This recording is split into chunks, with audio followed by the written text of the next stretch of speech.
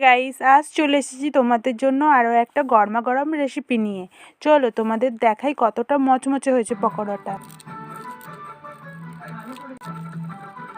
পকোড়াটা বানানোর জন্য লাগছে ফুলকপি, কাঁচা লঙ্কা, রসুন বাটা, আদা বাটা, ধনেপাতা। প্রথমে আমি ফুলকপিটা নুন দিয়ে ভাপিয়ে নেব।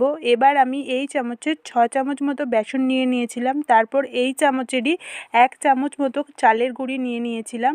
এবার বেসনটা আর চালের গুঁড়িটা পরিমাণ মতো জল দিয়ে ভালো করে ফেটিয়ে নিতে হবে। এবার আমি নিয়ে নিয়েছি পরিমাণ মতো নুন আর সামান্য বেকিং সোডা, ভালো করে মিশিয়ে নেব। এবার আমি দিয়ে দিচ্ছি রসুন বাটা, আদা বাটা, ধনেপাতা কুচি, কাঁচা লঙ্কা কুচি।